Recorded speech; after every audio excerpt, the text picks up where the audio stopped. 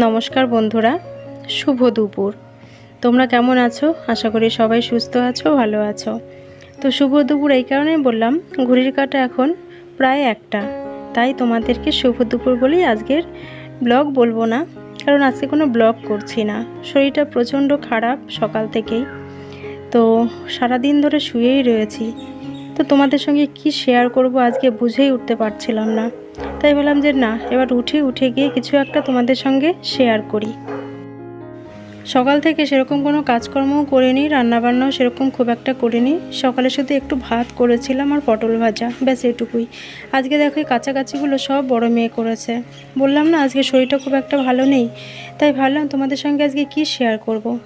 তো মাথায় হুট করে এলো যে না, আজকে তোমাদের সঙ্গে একটা রেসিপি শেয়ার করি, যেটা তোমরা টাইটেল আর থাম্বনেল থেকে বুঝতে পেরেছো। তো সেই জন্যই দেখো আমি এখানে একটু চাল ভিজিয়ে নিচ্ছি, আর এই চালটা হলো সেদ্ধ চাল।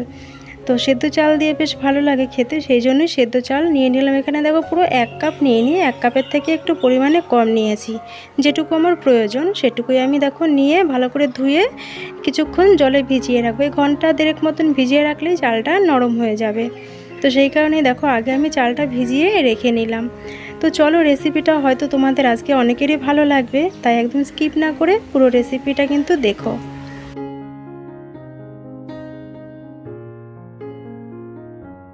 আর দেখো একটা গামলা নিয়ে চলে এলাম সোজা উঠোনে কুমড়ো পাতা তুলতে। আমার সঙ্গে আমার দুষ্টুও রয়েছে। আর দেখো কুমড়ো পাতাগুলো কি সুন্দর, একদম কচি কচি সবুজ সবুজ, দেখেই লোভ লেগে যাচ্ছে। তো চলো, আজকে তোমাদের সঙ্গে কুমড়ো পাতার পকোড়াও বলতে পারো, বড়াও বলতে পারো, তো তোমাদের সঙ্গে এটাই শেয়ার করব।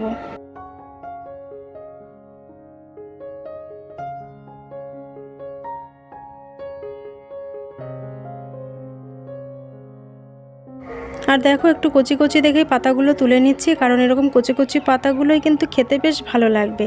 তো চলো, আমার যে কটা পাতা প্রয়োজন ঝটাপট গাছ থেকে তুলে ফেলি। আবার একদিকে না আকাশে মেঘ করে এসেছে, যদি বৃষ্টি নেমে যায়। আর শরীরটা ভালো না, কি হয়েছে জানো, সকাল থেকেই গাটা হালকা গরম, মাথাটাও ভার হয়ে রয়েছে, হালকা একটু বমি বমি পাচ্ছে, তার সঙ্গে হাঁটুর যন্ত্রণা, কোমরের যন্ত্রণা, মানে এটা হালকা হালকা আর কি জ্বর যেহেতু রয়েছে, সেই জন্যই মনে হয় এরকম মনে হচ্ছে। আর সেই কারণে আজকে তোমাদের সঙ্গে কোনো ব্লগ ভালোভাবে শেয়ার করতে পারলাম না। তো চলো, দুষ্টুও দেখো আমার সঙ্গে সঙ্গে রয়েছে, তো চলো পাতাগুলো আগে তুলে নিই।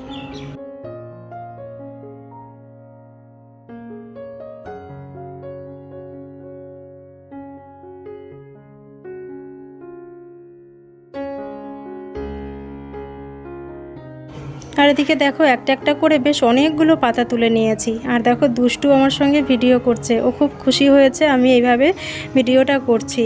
আর দেখো ঘরে নিয়ে এসে তারপরে পাতাগুলো ভালো করে ধুয়ে নিলাম, তার কারণ প্রচুর পরিমাণে বালি ছিল, যেহেতু মাটির ওপরে আর কি হয়েছে, কোনো টালে হয়নি। টালে হলে হয়তো এতটা ধুলোবালি হতো না, যেহেতু মাটির ওপরে, সেই জন্য প্রচুর পরিমাণে বালি ছিল, সেই জন্য ভালো করে ধুয়ে নিয়েছি। আর দেখো আমি কিভাবে বড়াটা তৈরি করব সেই আকার নিয়ে আর কি পাতাটাকে আমি ভাঁজ করে নিচ্ছি। দেখো অনেকটা মনে হচ্ছে যেন সিঙ্গারার মতন লাগছে শেপটা। তো প্রত্যেকটা পাতায় আমি এইভাবে ভাঁজ করে নেব। আর পাতাগুলো অনেকটাই বড় বড়, সেই কারণে একটা করেই কিন্তু পাতা নিয়েছি। যদি ছোট ছোট পাতা হতো তাহলে 2টো করে নিলে বেশ ভালো হতো। তো বড় বড় পাতা তোমরা দেখতেই পাচ্ছ আমি কিভাবে কিন্তু ভাঁজ করে নিচ্ছি। তোমরা হাতের দিকে লক্ষ্য করলেই বুঝতে পারবে আমি পাতাগুলো ঠিক কিভাবে ভাঁজ করছি।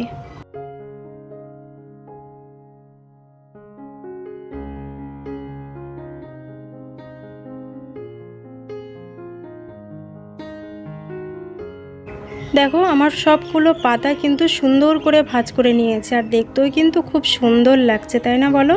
তো চলো, এর পরের স্টেপটা হলো আমি যে চালগুলো ভিজিয়ে রেখেছিলাম, থেকে কিন্তু প্রায় অনেকক্ষণ সময় হয়ে গেছে, ঘন্টা দেড়েক তো হয়েই গেছে। তারপরে দেখো আমি চালটা নিয়ে নিলাম মিক্সচার জারে। এর মধ্যে নিয়ে নিচ্ছি সামান্য পরিমাণে একটু পেঁয়াজ কুচি, আদা কুচি, কাঁচা লঙ্কা কুচি। এরপর দিয়ে দেবো সামান্য একটু জল দিয়ে আমি ভালো করে একটা ব্যাটার তৈরি করে নেব। আর যেহেতু সেদ্ধ চাল তাই একটু সময় লাগবে কিন্তু ব্যাটারটা তৈরি করতে। তো দেখো এদিকে আমার ব্যাটারটা কিন্তু তৈরি হয়ে গেছে। আর আমি একটু দানা দানাই রেখেছি, কারণ দানা দানাটা থাকলে পরে মুখে লাগবে, বেশ ভালো লাগবে, বেশ মচমচ লাগবে আর কি খাওয়ার সময়। সেই কারণে আমি একটু দানা দানাই রেখেছি আর কি ব্যাটারটা। তো এবার ব্যাটারটার সঙ্গে আমি আরও অন্যান্য উপকরণ মিশিয়ে নেব। তো চলো সেগুলো কি দেখে নাও। এখানে আমি নিয়ে নিলাম 1 চামচ পরিমাণ বেসন, তার সঙ্গে নিয়ে নেব খুবই সামান্য পরিমাণে কালো জিরে, নেব পরিমাণ মতন হলুদ আর নেব পরিমাণ মতন নুন। এরপরে যে মিক্সচার জারে ব্যাটারটা তৈরি করেছিলাম সেইটার থেকেই দেখো আমি জলটা নিয়ে নিলাম, কারণ মিক্সচার জারের মধ্যে অনেকটা পরিমাণে চালের গুঁড়ো ছিল, সেইটাই ভালো করে গুলিয়ে আমি নিয়ে নিয়েছি। এবার একটা সুন্দর দেখে সুন্দর করে আর কি ব্যাটারটা তৈরি করে নেব। খুব একটা ঘনও হয়নি, আবার কিন্তু খুব একটা পাতলাও হয়নি, আর কালারটাও কিন্তু খুব সুন্দর হয়েছে।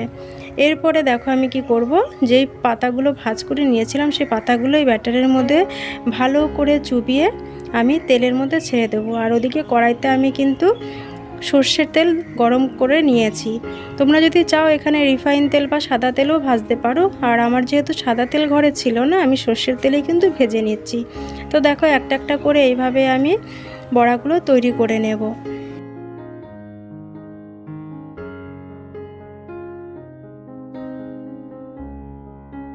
তো এক পাশ আমার ভাজা হয়ে গেছে, তো আমি আরেক পাশ দেখো উল্টিয়ে দিলাম।